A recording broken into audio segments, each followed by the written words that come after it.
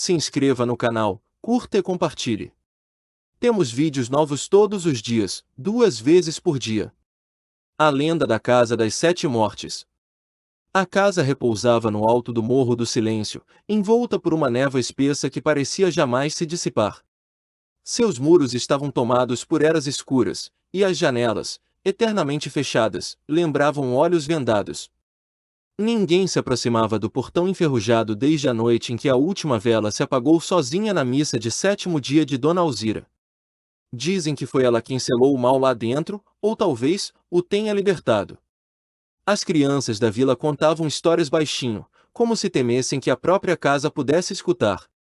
Falavam de gritos arrastados, de portas que batiam mesmo sem vento e de vultos que espreitavam por entre as frestas. Uma vez, um grupo de adolescentes invadiu o lugar com uma câmera, e só um deles voltou. O que sobreviveu jamais falou, apenas chorava ao escutar trovões. Reza a lenda que 7 pessoas morreram naquela casa, cada uma em uma noite de lua cheia. 7 mortes sem explicação, 7 famílias destruídas, 7 enterros sob chuva. O mais estranho era que nenhum dos corpos apresentava sinais de violência, todos pareciam ter morrido de puro pavor, com expressões congeladas no momento do grito. Como se tivessem visto algo que ninguém mais poderia compreender. A primeira morte foi de um padre, que dizia ter ouvido a casa chamá-lo. A segunda, de um policial que foi investigar o sumiço do padre. A terceira, da filha do caseiro, que entrou para resgatar o cachorro. As outras 4 mortes foram ocorrendo ano após ano, sempre sob a mesma lua rubra. A cada novo óbito, a casa parecia ganhar mais sombras em suas paredes.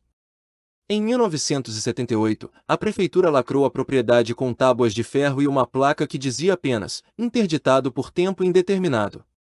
Mesmo assim, os sons continuavam. Vizinhos relatavam sussurros durante a madrugada, uma espécie de canto arrastado vindo da fundação da casa. Alguns diziam ouvir alguém pedindo ajuda, outros juravam escutar risadas infantis onde não havia ninguém. Os mais antigos da cidade lembravam de uma história anterior às mortes, algo sobre um culto que usava o local antes dele ser reformado. Um rito interrompido, um sacrifício incompleto, ou talvez uma maldição antiga reativada por acidente. A verdade, como sempre, estava enterrada junto com o silêncio que envolvia o lugar. Tudo permaneceu assim até a chegada de Henrique, um documentarista de lendas urbanas. Ele não acreditava em maldições, dizia que tudo era mito amplificado pelo medo coletivo. Quando decidiu passar uma noite na casa para gravar seu documentário, zombou da história das 7 mortes. No entanto, ao amanhecer, a câmera foi encontrada do lado de fora. O corpo de Henrique, não. Com a morte de Henrique, a contagem chegou a 8. A fita gravada por Henrique foi assistida apenas por um investigador da polícia, o delegado Mário Góes, e sua transcrição foi selada como confidencial.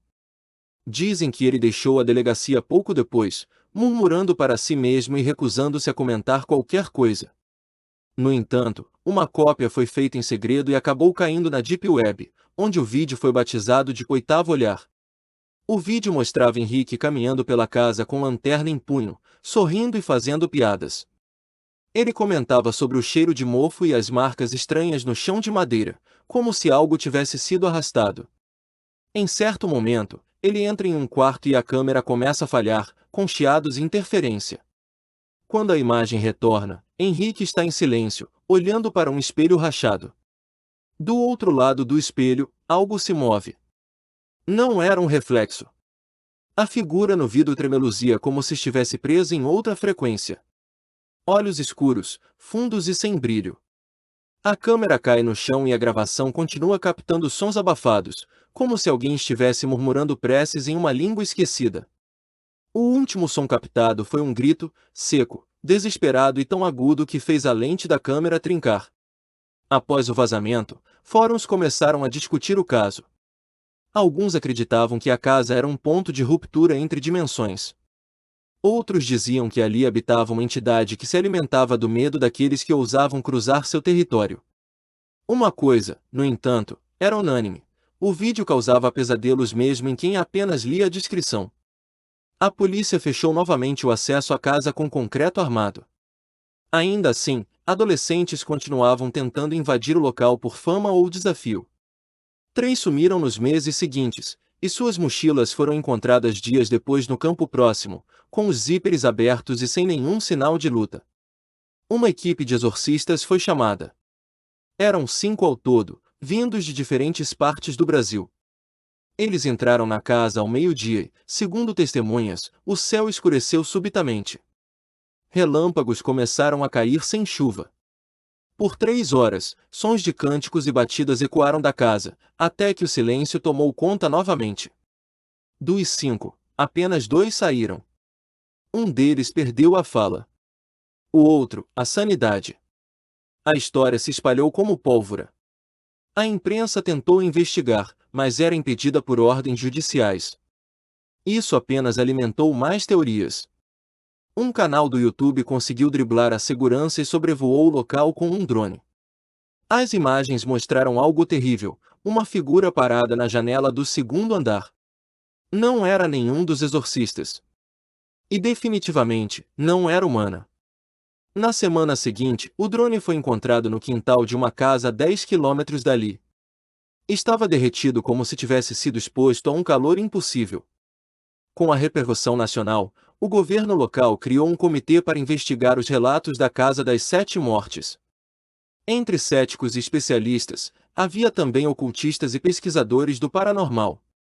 Um deles, a doutora Elvira Costa, escreveu um relatório confidencial onde afirmava que o solo onde a casa foi construída havia sido palco de rituais ancestrais dos tempos coloniais. Segundo Elvira, o terreno era conhecido pelos primeiros habitantes como Boca da Alma, um ponto de transição entre mundos. Os indígenas evitavam a área, e até os animais pareciam rejeitar sua presença. Nenhum ninho era feito ali, nenhuma raiz crescia por muito tempo. Era como se a própria terra quisesse expulsar quem ali ousasse permanecer. Os arquivos da cidade, revirados por curiosos e conspiracionistas, revelaram algo ainda mais assustador: a planta original da casa não tinha 7 quartos. Tinha 6. O 7º quarto surgiu após a primeira morte, durante uma reforma inexplicável feita por um engenheiro que desapareceu semanas depois. Desde então, o 7º cômodo nunca mais foi acessado, sua porta aparecia e desaparecia conforme o ângulo de visão. Há quem jure que esse 7º quarto não existe no plano físico. E que os que o encontram, encontram também sua própria ruína. Um grupo de cineastas independentes lançou um curta-metragem chamado 7 Portas, baseado na lenda. O filme utilizava nomes fictícios, mas quem conhecia a história percebia os paralelos. O problema começou quando, uma semana após o lançamento, o diretor do filme foi encontrado morto no banheiro de casa, com marcas inexplicáveis nas costas. Todos os arquivos originais do curta sumiram dos servidores. Restou apenas um pôster impresso, com uma mensagem escrita à mão no verso: "A casa não quer ser lembrada". Apesar dos avisos, a curiosidade persistia. Uma fundação de estudos paranormais propôs demolir a casa com um ritual de fechamento dimensional. Mas todos os funcionários contratados abandonaram o projeto após passarem mal só de se aproximarem do local. O líder da fundação sofreu um acidente de carro enquanto ia para a coletiva de imprensa e entrou em coma irreversível. Com o passar do tempo, a casa se tornava mais viva. Luzes começaram a aparecer em suas janelas durante a noite. E moradores da vila relataram ver, de longe, as sombras de 7 pessoas caminhando lentamente dentro da construção. Sempre 7. Nunca mais, nunca menos. A casa, agora, parecia aguardar. Foi numa noite abafada de agosto que a casa voltou a reclamar uma nova alma. Um grupo de exploradores urbanos resolveu transmitir ao vivo sua entrada no local, armados com lanternas, câmeras e drones. A transmissão começou com bom humor, piadas e sorrisos, mas o clima mudou abruptamente ao cruzarem a porta principal. O som chiou, a imagem tremeu, e uma voz sussurrou no microfone: "Vocês são os próximos." A live foi acompanhada por mais de 100.000 pessoas. Quando tudo escureceu subitamente, o chat explodiu em mensagens de pânico. O vídeo foi interrompido com uma tela preta e o som de uma respiração ofegante. Nenhum dos exploradores foi visto novamente. Nos dias seguintes, milhares de pessoas relataram fenômenos estranhos após assistirem à live: sombras nos cantos dos olhos, sonhos com a casa, espelhos quebrados sozinhos. Foi como se a entidade tivesse se espalhado por meio do vídeo, contaminando espectadores com fragmentos do horror original. A plataforma removeu o vídeo e baniu o canal. Mas cópias surgiram em fóruns obscuros, e quem assiste por completo raramente permanece o mesmo. A casa, agora com 9 mortes atreladas diretamente, passou a ser tratada como um epicentro de contaminação sobrenatural. Relatórios começaram a indicar que qualquer construção feita num raio de 50 metros sofria rachaduras sem causa. Animais adoeciam. Crianças choravam ao passar perto. Nenhuma explicação lógica era aceita sem tremores nas mãos. O prefeito da cidade renunciou após sua filha desaparecer. Seu último ato foi assinar um decreto proibindo qualquer menção pública à Casa das 7 Mortes. Mas era tarde demais. A lenda havia transcendido o local, o tempo e a realidade. Tornará-se parte do imaginário sombrio coletivo. A casa não precisava mais de visitantes para agir. Agora, ela escolhia. Através de sonhos, da curiosidade, da simples lembrança. E sempre que alguém falava seu nome em voz alta, um novo render de madeira ecoava lá de dentro. Era como se ela estivesse crescendo. Hoje, a casa permanece em pé, desafiando o tempo, a lógica e a morte. O mato ao redor secou por completo, mas as flores negras continuam nascendo no jardim de trás. Moradores da cidade se mudaram em massa, e o vilarejo ao redor tornou-se fantasma. Um único poste de luz ainda funciona, o que ilumina a fachada da casa durante a madrugada. Às vezes, um vulto é visto ali. Alto, magro, olhando para a rua. Ninguém sabe dizer se é um dos que sumiram, ou se é a própria casa observando. Pesquisadores que visitaram a área de longe notaram uma alteração no ar, um peso, uma pressão invisível que causa vertigem e enjoo. Equipamentos eletrônicos não funcionam. Bússolas enlouquecem. E, estranhamente, todos os relógios param no mesmo horário quando aproximados da cerca, 3h13. Documentos antigos continuam surgindo. Um deles, datado de 1913, fala de uma casa do chamado, construída por um homem cujo nome foi riscado em sangue. Ele dizia que 7 vozes haviam lhe dado os planos. Ninguém sabe como esse documento foi parar nos arquivos de uma escola rural. Hoje, muitos acreditam que a casa é mais do que uma construção. É um organismo. Uma criatura antiga que se manifesta como estrutura, absorve memórias, devora almas e regurgita pesadelos. Seus tijolos não são feitos de barro, mas de lembranças corrompidas e agonia latente.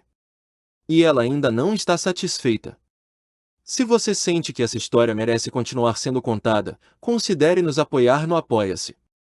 Com sua ajuda, podemos trazer mais histórias sombrias como esta à tona, explorando os mistérios que assombram nossa imaginação. https://apoia.se/aleatoriode